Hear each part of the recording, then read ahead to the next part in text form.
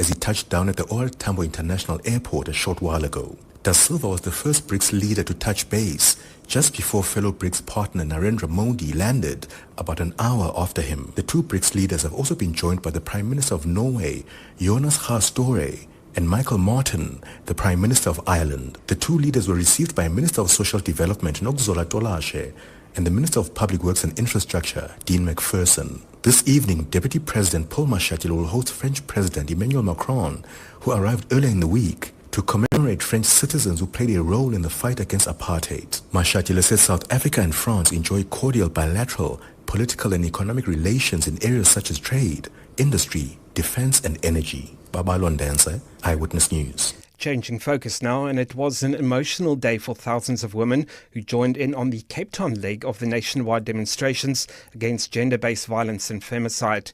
The shutdown was organised by the NGO Women for Change to highlight the crisis of violence in the country. In April, Women for Change handed over a petition to government asking for GBV and femicide to be declared a national disaster. A similar petition recently garnered more than 1 million signatures. Carlo Peterson with that story. About 3,000 women and anti-gender-based violence supporters dressed in black took part in an emotional demonstration at Sea Point Promenade today. Those who had gathered lay down on the grass for 15 minutes at noon to mourn the 15 women who are murdered in the country every day. Many of the women could be seen shedding tears as the names of the women who were murdered in incidents of GBV were read over a loudspeaker. Advocacy Coordinator at Women for Change, Melisa Jogiat. It's been a very emotional day. We've had women crying because we recognize how many sisters we lose to femicide every day. And I think the turnout has been incredible. But I think now everybody deeply resonates with the losses that we keep having because gender-based violence and femicide is not actually being really dealt with.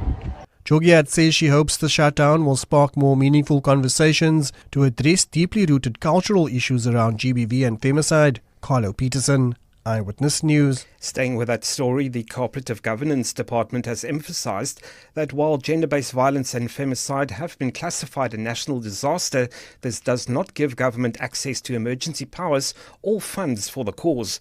The decision to classify GBVF a national disaster follows growing public outcry over the abuse of women and children. COGTA has explained that the classification simply enables government to respond to the scourge using existing legislation. Department spokesperson Paul Maseko says the move will ensure that all organs of state work together for a solution. This decisive action follows a thorough reassessment of previous reports and updated submissions from organs of state as well as civil organizations. After evaluating the persistent and immediate life safety risks posed by ongoing acts of violence, the National Disaster Management Center has concluded that GBVF now meets the threshold of a potential disaster. To the markets now, where gold is trading at $4,070.60 an ounce. The rand is at 17.43 to the dollar, 22.81 to the pound, 20.06 to the euro. Brent crude is currently trading at $62.23 a barrel. And in sport, the Springboks aim to end their 13-year winless run in Dublin. England have Australia on the ropes after an enthralling first day of the first Ashes Test. And F1 Championship leader Lando Norris sets the fastest time in FP2 at the Las Vegas Grand Prix. It's a partly cloudy Saturday in store for Gauteng tomorrow, with afternoon thunder showers expected. Lows of between 12 and 13 and highs of between 28 and 30. Cape Town, clear skies tomorrow with a fresh southeasterly, a low of 20 and a high of 29. The top story in Eyewitness News this hour: the Border Management Authority says the arrival of several heads of state has proceeded smoothly. EWN, in touch, in tune and independent. For the latest, visit ewn.co.za or download the EWN app. EWN Traffic. Kempton Park CBD, you can still expect about a 30-minute delay. This is on Pretoria Road between OR Tambo International Airport and CR Swart. Especially still in Kempton Park, bumper-to-bumper traffic on Pretoria Road between Elgin and Morafontein Road. Travelling through Calvin Alex area, we have those roadworks causing about a 20-minute delay. This is on the N3 southbound between the Patrol Interchange and London Road, while in the Mother City also traffic is a bit congested on the N2 outbound between Marlborough Main and Airport Approach. Also expect delays on the N1 outbound between Sable and Belleville. If you come across any other traffic issues, please WhatsApp us on 072-702-1702. There's more EWN on air, online, and on the EWN app. And now, The Money Show With Stephen Grootes on 702. Let's walk the talk. The Money Show with Stephen Grootes is brought to you by ABSA CIB. ABSA is a registered FSP. 7 minutes after 6, Friday edition of The Money Show. In so many ways, it doesn't really feel like a Friday. If you've been in Sandton today, you're possibly still stuck there, simply because of the G20. And I realize that I am lucky enough to get to report on it and in some small way sort of be a part of it.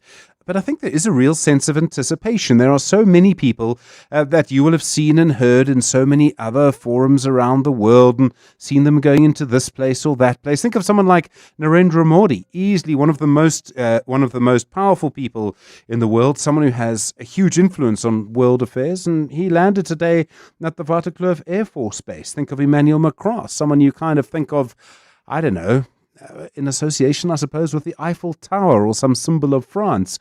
And here he is. And it's not just them.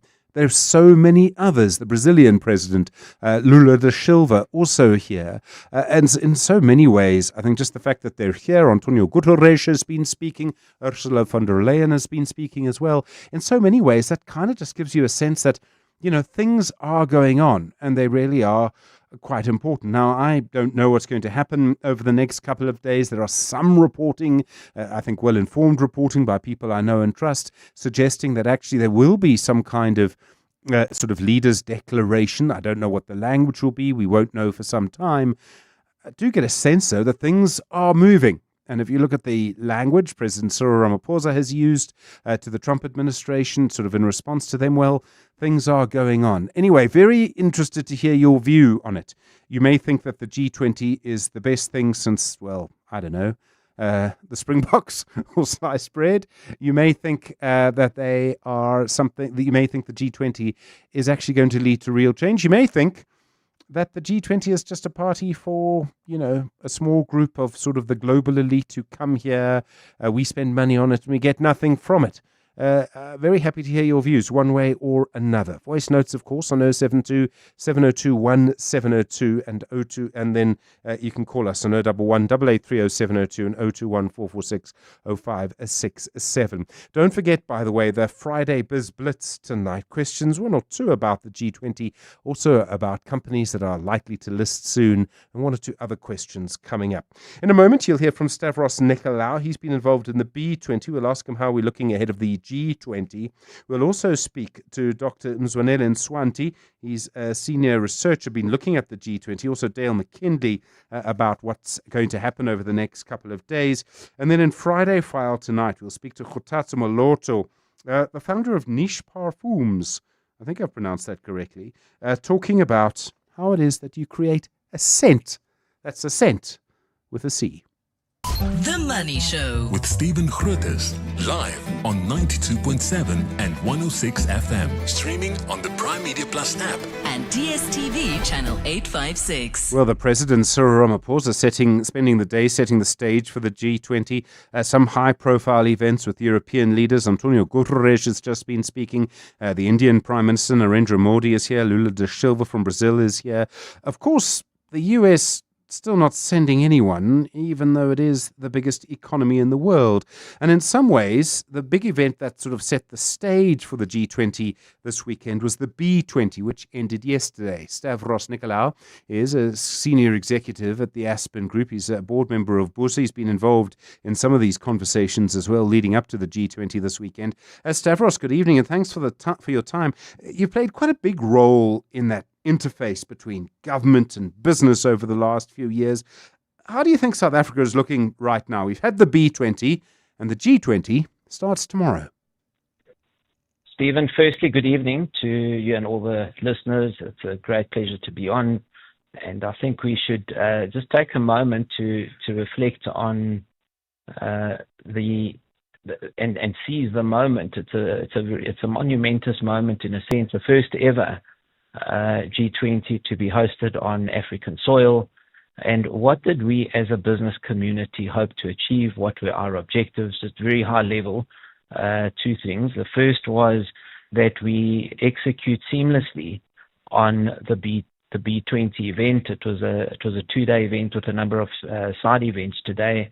And by all accounts, the feedback we've had from the multitude of international business people that traveled here from all countries, including the United States, incidentally, the CEO of the United States Chamber of Commerce, to whom the South African B20 presidency handed over the baton yesterday, were here. And the report backs are, number one, you've put Africa on the map.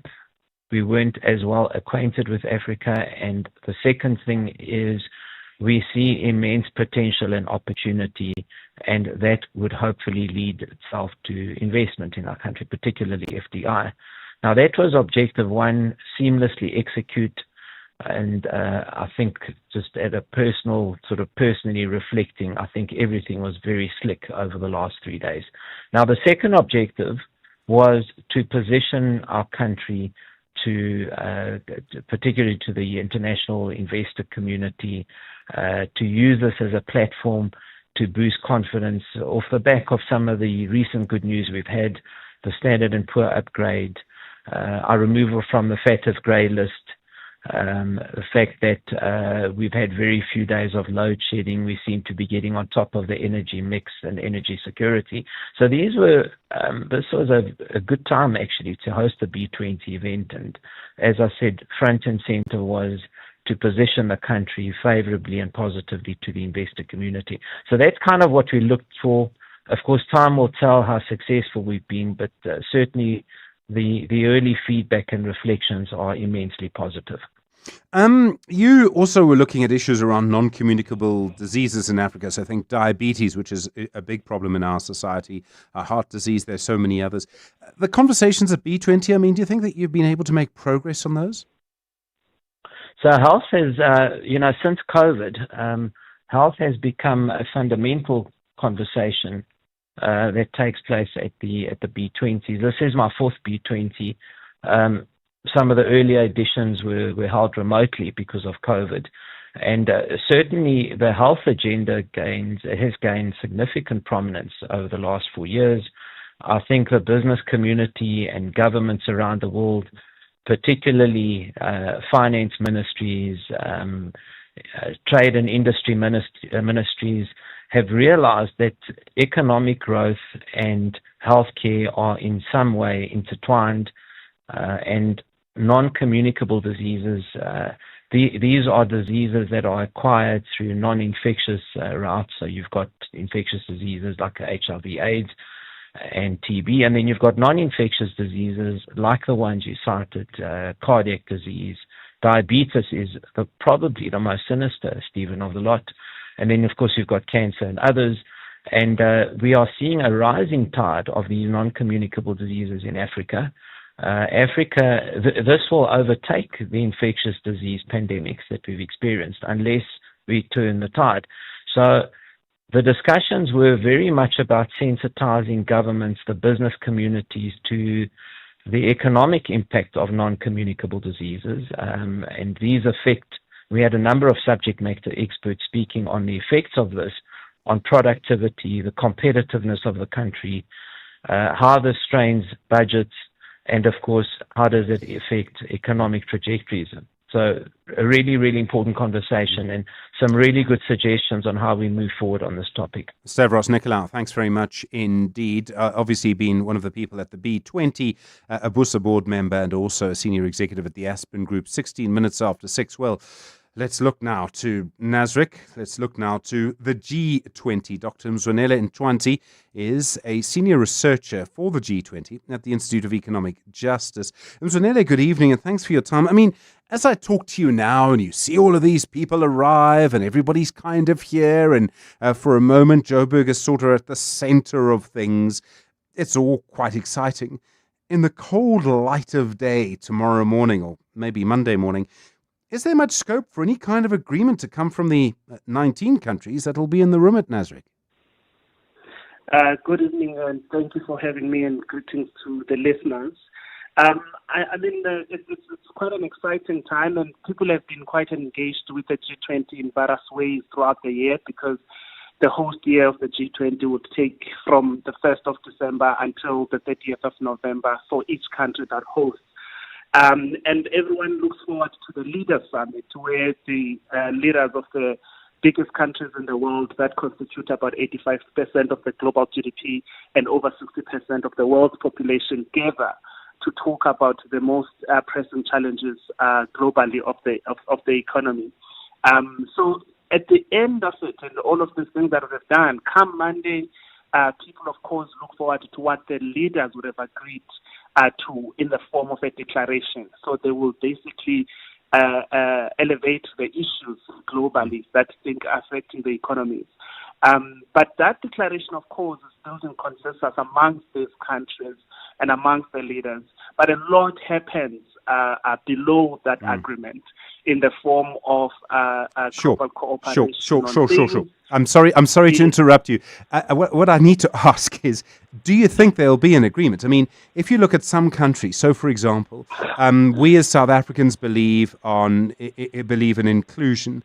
I think India might back that. I think China might back that. I don't think Argentina necessarily will back that. How difficult do you think it'll be to get to some agreement? I think agreement has been quite difficult in the G20 this year in particular, but it's not really the first year that you find the difficulty in the agreement in the G20. So for an example, I can make this year there were some agreements in the form of ministerial declarations. Those are seen as victories. So we are still yet to see what will come out of the weekend, because the negotiations and the discussions have been going well. But some of the areas that, for instance, the ministers could not agree on are things such as, for instance, energy transitions, health, technology. But they agreed on things, and women empowerment and gender. Those are things that they didn't agree on. But they agreed on culture. They agreed on food security. They agreed on tourism. They agreed on finance and debt being global challenges. They agreed on critical minerals. So by the time it's the leaders' conversations, you have this momentum of the conversations that have been happening at a ministerial level. So I would say that I'm quite positive that consensus has been built despite the difficulties. For instance, you are mentioning Argentina, the US. There has been an increase in polarization amongst this group of 20 countries. But all of these countries share one thing, which is they all see the importance of keeping the forum as the premier forum for economic integration, as well as setting an agenda for the global financial architecture. So they all really believe in the forum, and at a leaders level, not to have consensus and come up with an agreement, I don't think it would be in any of their interests, because they truly believe in the importance of the forum. I mean, it's interesting, because if you look at energy transformation, for example, I mean, Saudi Arabia is a member of the G20, and it's never going to agree to that. I mean, it just won't. It's not that. So it's not that, for instance, Saudi Arabia wouldn't necessarily agree on energy, obviously, because they are a large hydrocarbon producing country, and they've got a lot of fossil fuels. So the conversations around energy transitions are always contentious, but countries agree on the idea to lower emissions, to decrease, to deal with the climate challenges. For instance, Saudi Arabia is part of the Paris Agreement. They have been party to the conversations on climate change. They are party to the UN Convention on UN FCCC. So it's not that they wouldn't agree to sort of taking step by step in sort of lowering emissions, and therefore, which means phasing out in whatever way countries determine this. to move into more renewable, into more cleaner, sustainable, cleaner energies. It's in the best interest of all the countries, given the challenges we're confronted with in terms of climate change and the disasters that we see. But it depends and it differs from country to country. And that's what the G20 sort of builds, that consensus among the countries to say, what does each country need? For instance, the bigger conversation is also around financing. Sure. For instance, in the case of South Africa, where we are coal dependent and most of our energy is generated from coal. How do you transition from that? Which means you need investment and financing to transition into a more renewable energy. That's what many other countries are also confronted with, but it's not that countries are not willing to have that conversation. Dr. Mzunele Nswanti, thanks very much indeed. A senior researcher on the G20 at the Institute for Economic Justice. Dr. Dale McKinley is an independent political economist. Dale, good evening to you. One of the problems with the summit, and I don't see this as sort of our fault, is that it's going to be completely overshadowed by the person who's not here. Good afternoon, Stephen, and to the listeners. Listen, I mean, Trump always has to take center stage, doesn't he? One way or the other. But in some ways, it's there's a double-edged sword here. The boycott obviously is not a great thing because the United States is an important economy and politically powerful. But on the other hand, it opens space. It opens space for us as South Africa to set a better agenda. It also opens space for other countries like China and others to take a bit more of a sort of say a central role. And I think it offers an opportunity for other countries who do not like Trump and who do not like the United States and do not like his bullying and his attitude to basically agree amongst themselves that there are things that they can do that don't need the United States. I mean, Ronald Lamola, our Minister of International Relations and Cooperation, pretty much said that on Tuesday morning. I thought that was quite an interesting comment. Do you think there's a chance of that happening? And I sort of wonder if maybe Argentina came simply to sort of stop that. And I say that because, just in my view now, we know the United States has been helping out the Argentinian government financially, and one presumes that there is, some cost to that. Absolutely. I mean, Milei was bailed out by Trump. Let's be honest. I mean, if it hadn't have been for Trump, he would be in serious economic trouble. So I think he owes Trump big time, and he's coming to pay that debt. But besides that, I think our government in this case has played their cards fairly well. This is not about, and I think the expectations of the G20 are a little bit misplaced. It's not about whether or not there's a massive declaration which everybody agrees to, because in some ways it's a vacuous declaration. There's no binding nature to what the G20 decides. It's what goes on behind the scenes. It's the cutting of the deals, the bilaterals, and it's setting an agenda. And I think South Africa's way of setting this agenda and putting some of the key issues that affect most of the majority of the countries in the world who are left out of these conversations is something that is very positive, because that's what people are going to take up, whether that's intellectuals and research, whether that's other governments and other things in the next couple of years. And let's not forget, there's other countries here at play, France and very powerful other countries like China and EU countries that don't agree with what Trump is doing, that don't think that this sort of bullying tactics are going to work, and that actually do buy into the cooperation and collaboration approach that South Africa has pushed. China is surely in the most interesting position right now, as the way you explained it earlier. There's suddenly a lot of space vacant, and China is so wonderfully placed to take some of that space. Yeah, it is. I mean, I think it's unfortunate that Xi is not coming in terms of the leaders, but irrespective of that, I think this is the big superpower rivalry of our day, is China and the United States. And we can see it playing itself out in the tariff wars and so forth and so on. But here it is. China is, and particularly on the African continent. I mean, look, there's problems. We can have a lot of critique of Chinese foreign policy and some of the ways in which it's acted. But irrespective of that, the bottom line is that the way I would interpret, and I think several other people would interpret the actions of Trump in the United States, is a declining empire, an empire that has ruled for 50, 60 years post-World War II, that is realizing that its grip on a lot of things is lessening, and China is beginning to take some of those spaces. So what's going to be very interesting is how this plays itself out. And it could benefit us, not only South Africa, but as the African continent, because when the superpowers, as opposed to military conflict, economic competition or economic, should we say, one-upmanship could benefit us in terms of bilateral deals and continental trade deals. Dr. Dale McKinley, thanks very much. Independent political economist, 26 minutes after 6. The Money Show. The markets. Imtiaz Suleiman is a portfolio manager at Centio Capital. Imtiaz, good evening. Cell C today. So an update from them, the listing next week, seems to be worth, well, really roughly a quarter less than we previously thought. Hi, good evening, Stephen. Yeah, I think if you look at the overall telco market in South Africa, it's quite competitive, and what we're seeing with the reduction in the price is maybe a softer uptake of what Cell C was hoping to get from the IPO. If we just take a step back, Cell C transitioned a while back in terms of giving up their towers, so they don't own any infrastructure.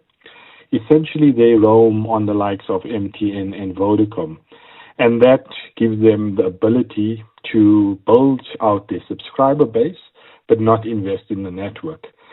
Essentially, what that means is you don't make as much money like the incumbents. So it's very costly to roll out a network, to build towers, and South Africa is essentially a saturated market from a mobile space. So you look at around the world, the number 1 and number 2 operators make most of the money, and the number 3 and 4 really just fall behind and don't generate a lot of profit. So I think we're seeing some sort of concern by the market that the model is a bit challenged, and therefore the price had to be a bit lower for the uptake of the IPO. I wonder how Telkom will view your comments, Imtiaz. SPAR had an update today, and they suggested that their earnings will actually, their headline earnings per share will actually be slightly lower, and the market's punished them for that. Yeah, SPAR has been one that has been saddled with problems, especially in the offshore portfolio. They had to take some drastic measures, and they've sold their operations in Switzerland and Poland, and that allowed them to reduce some of the debt on the balance sheet. But bringing that back home, they implemented the SAP system, which didn't work out as they planned, and it caused massive disruptions in their distribution warehouses, which essentially cost them lost sales.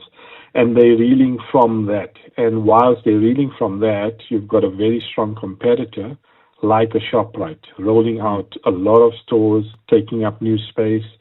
And the South African market has been very competitive with inflation, and especially food inflation coming down, which is a headwind for the likes of SPAR. So in this update, they did guide that earnings are going to be down, as well as them taking impairments on the Switzerland operation, the UK operation, and some of the South African operations. So overall, a bit challenged from that perspective. The South African company's offshore curse. And international markets have been so volatile the last couple of days. Yeah, I think what we saw was NVIDIA's earnings come out on Wednesday night. And whilst they were stellar, the market is very concerned about the whole AI bubble that we potentially could be in, and what this massive amount of capex spend by these hyperscalers will mean in terms of profits. Does it generate enough revenue to justify this massive amount of capital expenditure? And that's what the market is grappling with. So whilst we're seeing still decent results come out of the US, there is concerns around some of the valuations of these big companies. And I think that's what the market's grappling with. And on the back of that, you've got the Fed, which is also due to make their interest rate decision in December. And the market is also 50-50 on whether we would get a cut at that meeting or not. Imtiaz Suleiman, thanks very much indeed. Portfolio manager at Centio Capital. A few seconds after 6:30.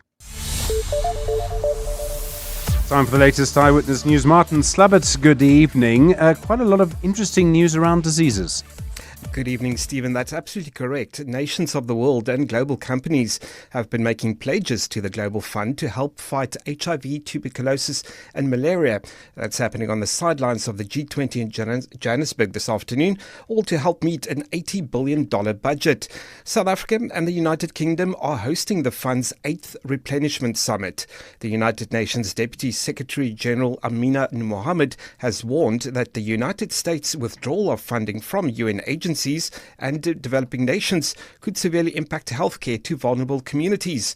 But via a video message, the US, however, today pledged $4.6 billion to the Global Fund at the Replenishment Summit. Lindsay Dentlinger is there. Health Minister Aaron Motsoaledi says Africa is central to the future of global health, but that it does not expect charity, rather shared responsibility. It is about investing in health security, economic resilience, and long-term self-reliance. World Health Organization Director General Tedros Ghebreyesus says the sudden and unplanned cuts in health aid this year could stall the progress in treating HIV, TB, and malaria. But we also face significant challenges with increasing drug and insecticide resistance, gaps in access, mis- and disinformation, breeding mistrust. Global Fund Executive Director Peter Sands says the Global Fund's work is more important than ever as a revolutionary new HIV drug, lenacapavir, has the capability to change the trajectory of the disease that has killed 44 million people worldwide. Lindsay Dentlinger, Eyewitness News, Sandton. Some participants at a demonstration led by the advocacy group Women for Change are hopeful that today's activities will inspire women across the globe to take action. Thousands of people heeded the organization's call today, clad in black and purple, to shine a spotlight on the growing scourge of gender-based violence and femicide. While government has classified GBVF a national crisis, many citizens lay in silence for 50 minutes at midday to honor women and children who violently lost their lives. UK Munetsi is a Zimbabwean activist who joined today's demonstration at Constitution Hill in Johannesburg. This is not South African. This is a woman issue. Whether you're in Botswana, whether you are in Angola, Kenya, we have a lot of cases of women who have been killed by their loved ones, by their relatives. We have patriarchal barriers that are still limiting, According to latest statistics, at least 6,000 women fall victim to GBVF every year in South Africa. The inquiry into Johannesburg prosecution's boss Andrew Chauke says the delays in the proceedings are inherent and are due to the volume of evidence before it. The inquiry investigating Chauke's fitness to hold office got underway this week, but hours of proceedings have been lost almost every day. President Cyril Ramaphosa established the inquiry in September. That's 2 years since NPA boss Shamila Batoy lodged a complaint against him. Khomotso Modise has more. The inquiry before retired Justice Besin Gabinde has been riddled with delays and administrative hiccups, causing proceedings to be suspended for several hours almost every day this week. Some of the administrative glitches have been caused by poor pagination of documents, something that Ngabinde and her co-panelists have been critical of. The inquiry spokesperson Disela Mbuzana says these delays come with the process of setting up the inquiry. The delays arise from the fact that this inquiry deals with a huge volume of evidence. We are trying, by all means, to ensure that we stick to the terms of reference, including the timelines. Today, evidence leader advocate David Mhlamunyane asked for an early adjournment after Justice Ngabinde asked that the documents used be limited and aligned to the terms of reference of the inquiry. Mhlamunyane is committed to being ready by Monday. Khomotso Modise, Eyewitness News, Pretoria. And as the Western Cape heads into its high-risk fire season, the Cape Winelands District Municipality says all plans to battle fires are in place. The municipality briefed members of the media on its preparedness during a graduation ceremony of its new firefighters held in Cape Town earlier today. It says 90 million rand has been put aside for the financial year to prevent and put out fires across the district. And Dotozela Nene was there. The Western Cape has already experienced a surge in wildfires recently, with hot and windy conditions elevating fire risk across several districts. In the Cape Winelands, firefighters responded to at least 5 separate blazes a few weeks ago. Cape Winelands Fire Chief Wayne Josiah says it's all systems go in the province. We have regular conversations with our other fire chiefs within the Western Cape. We have ironed out details in terms of partnership, not only with districts and city, but also with our partners, FPA, Cape Nature. He adds that the new recruits are also ready to be deployed to the fire battlefields. Ndutuzelo Nene, Eyewitness News in Cape Town. It's going to be a partly cloudy Saturday for Gauteng tomorrow with afternoon thunder showers, lows of between 12 and 13 and highs of between 28 and 30. Cape Town, meanwhile, can expect clear skies with a fresh south-southeaster and a low of 20 and a high of 29.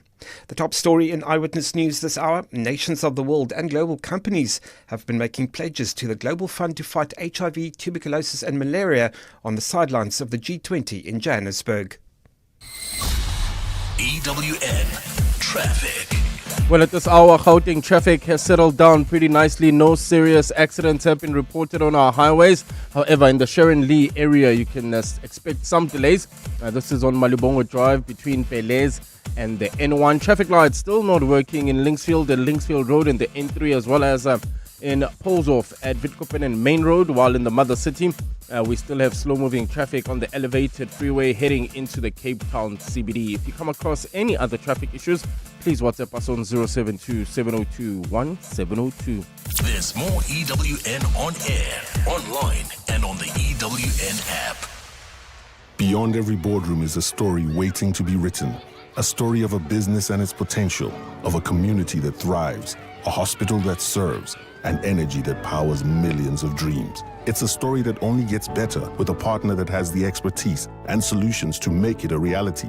At ABSA CIB, we are invested in your story, and we invite you to write it with us, because your story matters. ABSA, an authorized FSP and registered credit provider. Progress builds. It moves, and it has a partner. That partner is Anglo-American. Together, we're building progress where it matters most across South Africa. With a 1 billion rand investment into education in our host communities, $15 million pledged to the Global Fund to support community-based health services, 1.6 billion rand in deals facilitated through our Impact Finance Network. And as a sponsor of B20 and G20, we're bringing that same spirit of partnership to a global stage, proving that when collaboration is real, progress moves faster. South Africa has a partner. Join the conversation on social media. Anglo-American, mining potential, building beyond. This is Kyle's mom, entertaining the guests. My son and I have been taking some dancing lessons. Watch and this. A 1 and a 2.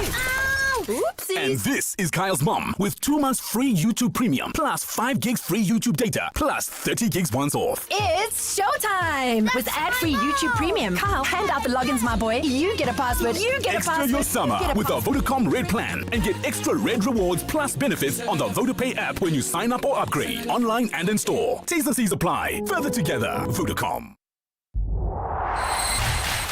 EWN Sport. 21 minutes now to 7 that time. Talakele, good evening. The Proteas white ball squad. And that's for their tour against India, Stephen. It's been announced and it will see captains Themba Bavuma lead the side in the 3-match ODI series, while Adam Markram returns to skipper the T20 side. Ruben Herman has been included in the 50-over outfit, while Andre Grunegier has been named in the T20 team. In the interim, South Africa are gearing up for their second test against India, which gets underway tomorrow. Bavuma says there's a feeling amongst them that they have the opportunity to win a first test series in India in 25 years. The mood is buoyant amongst the boys. We're excited to try and replicate our performances as we did in the first test. But yeah, I think, like I said, going into the first test, I think it should be an exciting, enthralling one. Everyone is looking forward to it, looking at where the series is at, the whole narrative around it all. But yeah, we'll just try and make sure that we lock in for the next 5 days. Dane van Niekerk has been recalled to the Proteas women's T20 and ODI squads for their upcoming white ball tour against Ireland in December. Coach Mandla Mashimbi has selected her for the national squad for the first time since September 2021.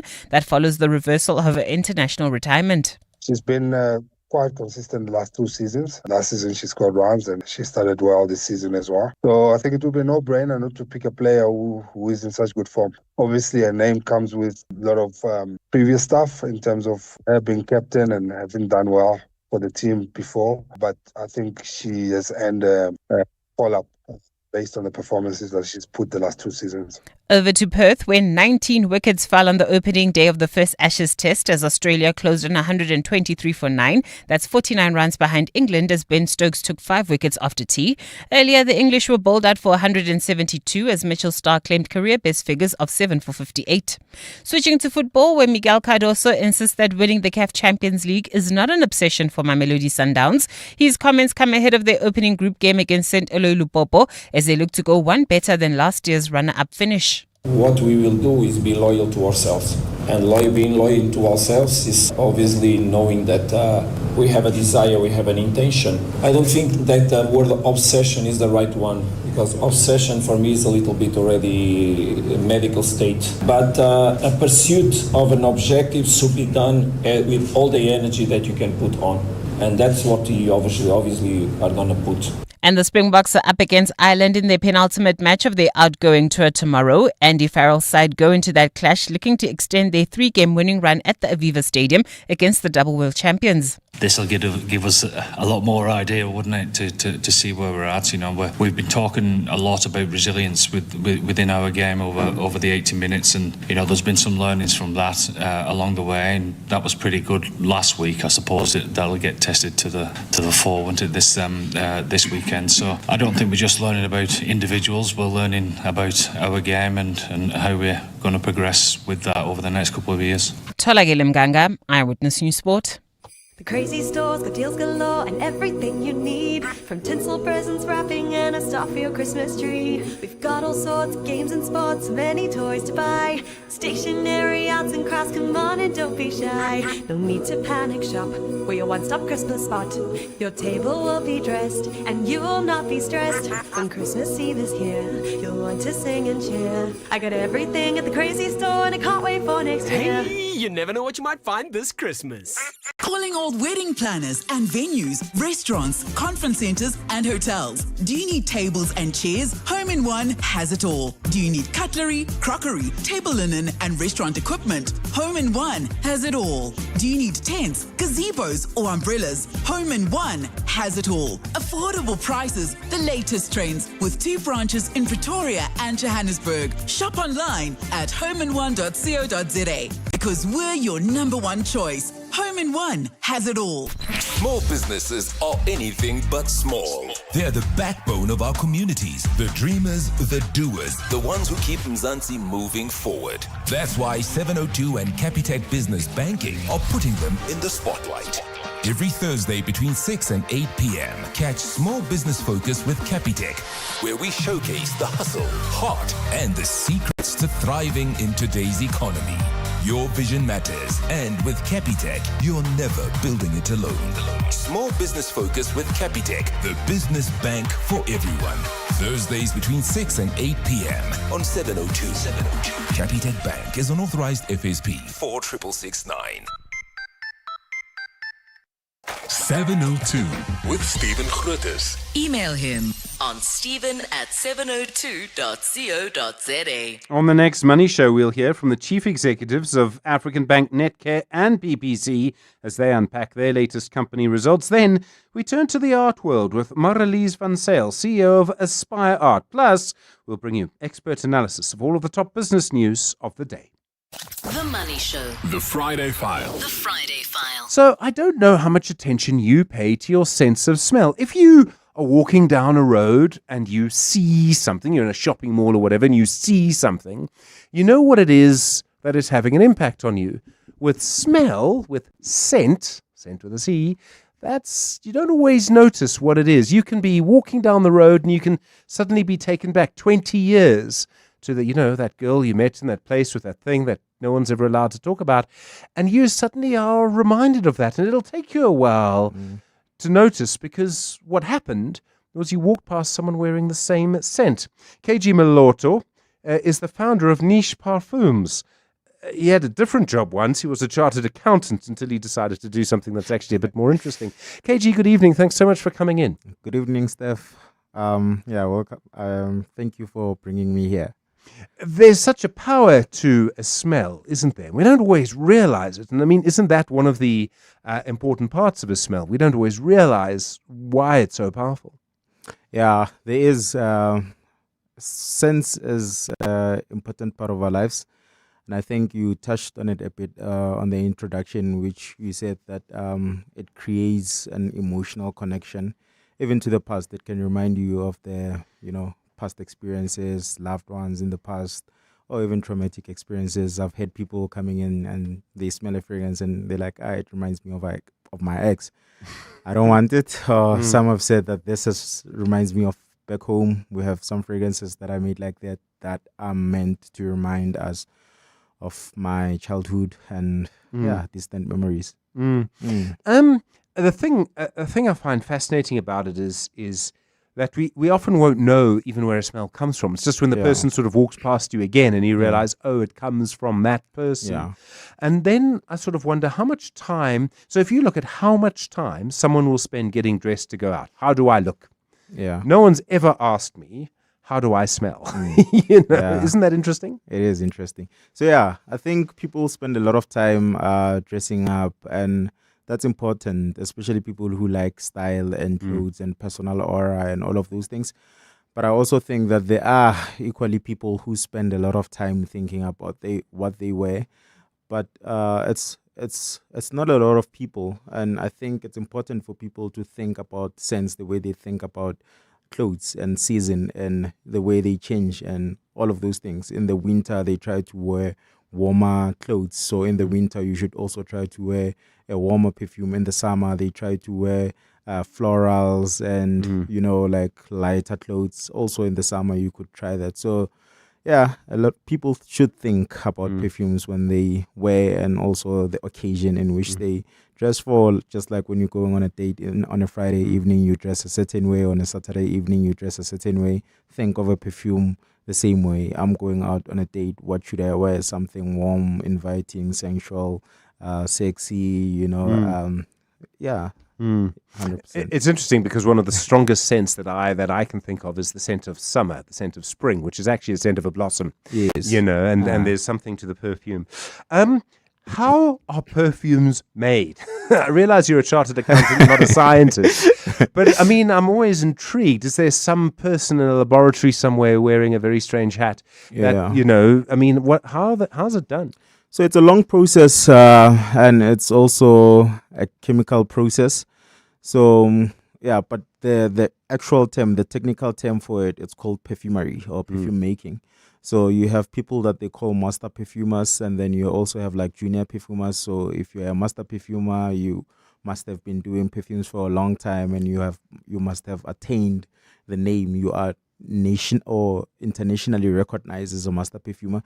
But the process of making a perfume, as they're natural ingredients that are extracted from natural, for example, and oud could be extracted from a tree. The smell of roses or florals could be extracted from a rose. But you have something like we recently introduced 2 fragrances, whiskey fragrances. You can't extract directly from whiskey because alcohol evaporates. So you need to come up with molecules and fixatives so that you can create an illusion of scent. So you mix chemicals, the aldehydes, some of them we don't even know, we don't even use on our daily basis, but it's just chemicals that are mixed to give a certain scent.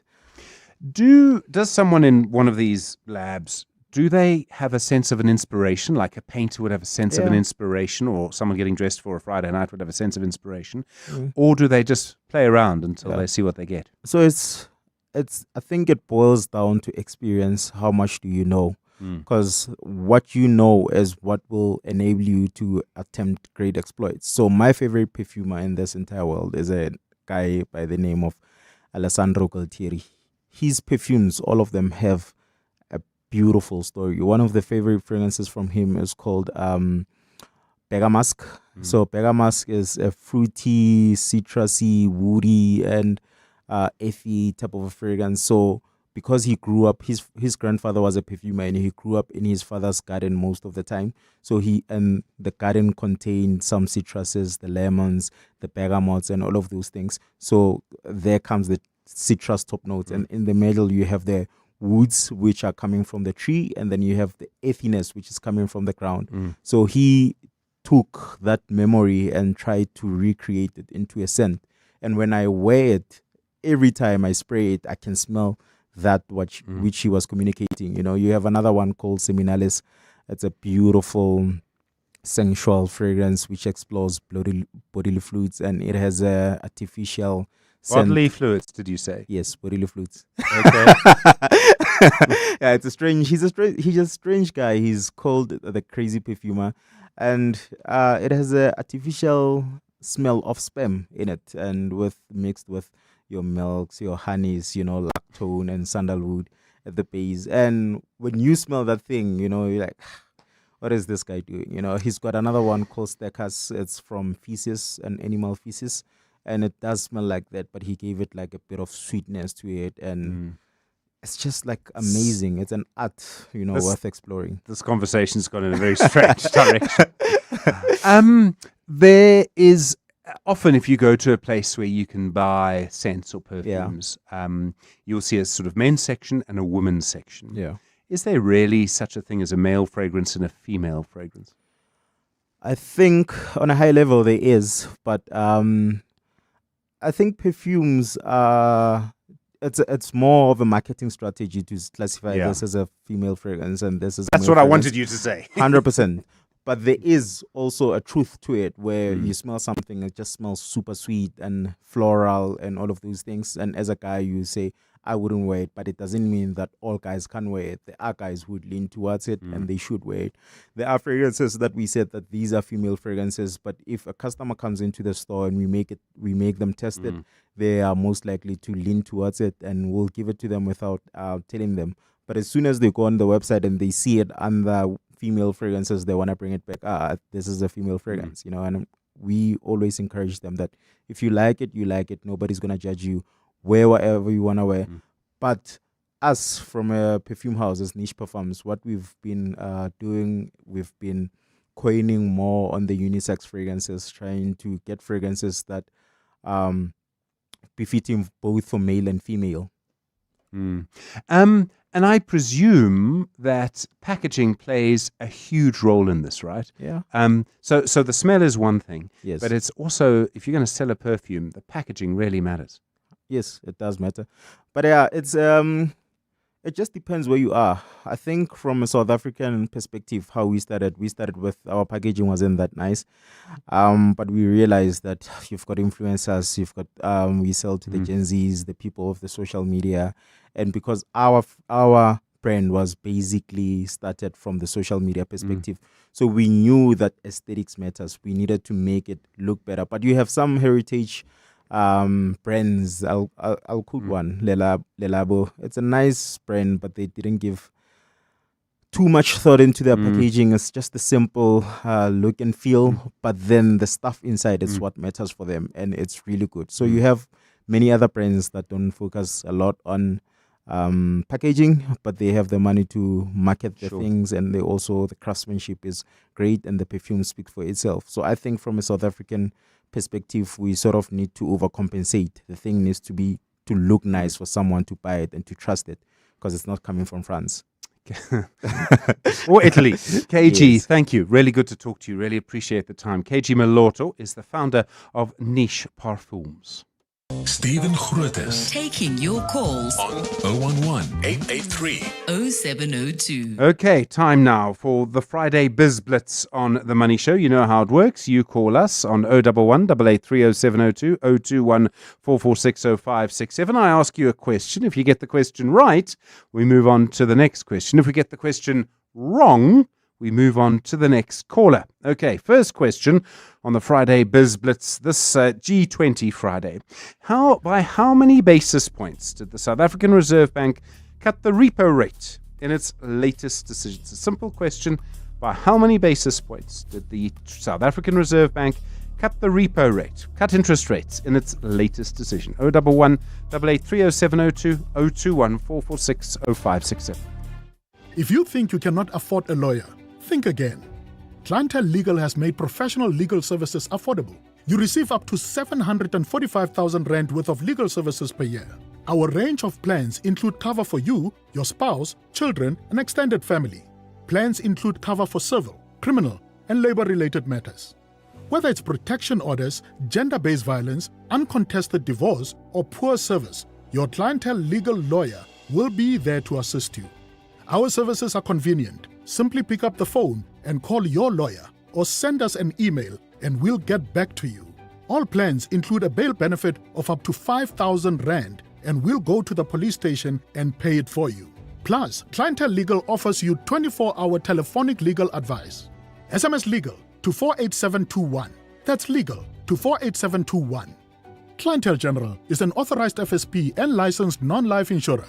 T's and C's online. Standard rates apply. The Dial-A-Bed Black Friday sale is now on with 20% off absolutely everything. Start Black Friday shopping today and save thousands on all our best brands. 40 Winks, Sealy, Simmons, Dunlopillow, King Coil in all sizes, all less 20% and all ready for fast delivery. Dial-A-Bed. Sleep for life.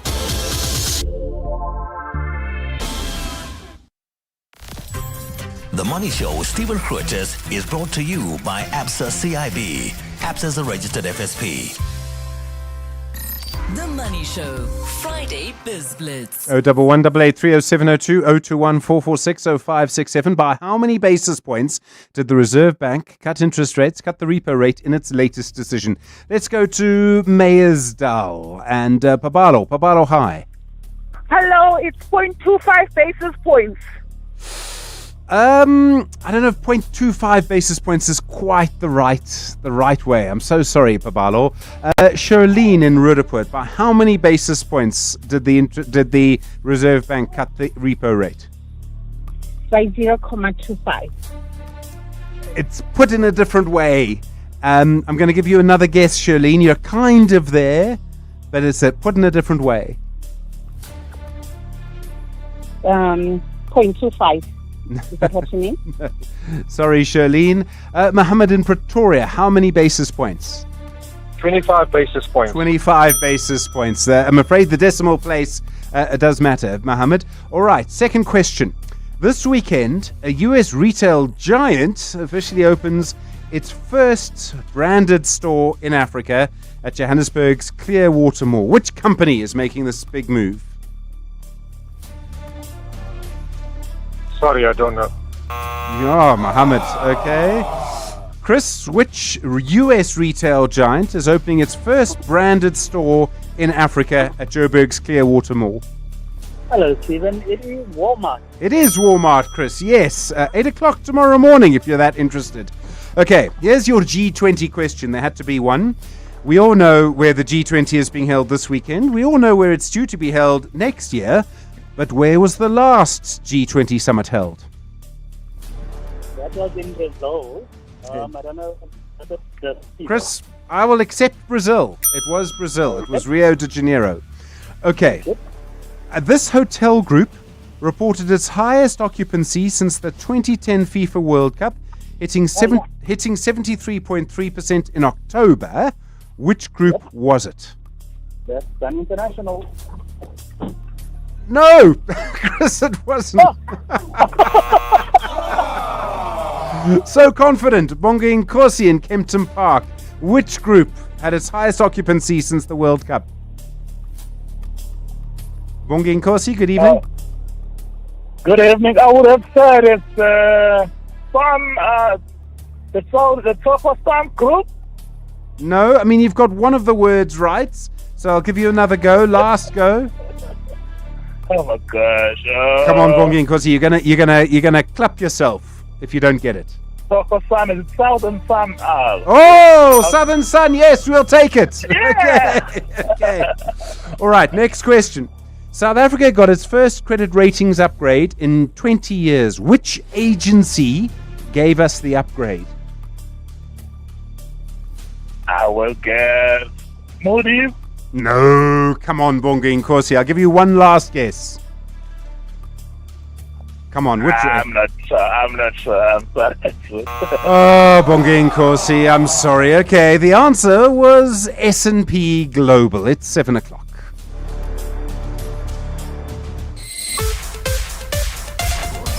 This is EWN.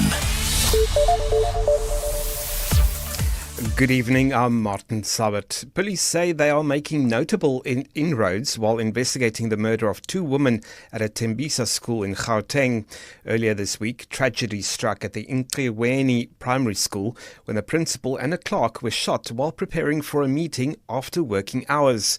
A 26-year-old woman and a 35-year-old man have since been arrested for allegedly planning and carrying out the hit. Police spokesperson Demakatsu Nefohulwe says the suspects will appear in court on Monday. And is expected to appear before Tembisa Magistrates Court on the 24th of November.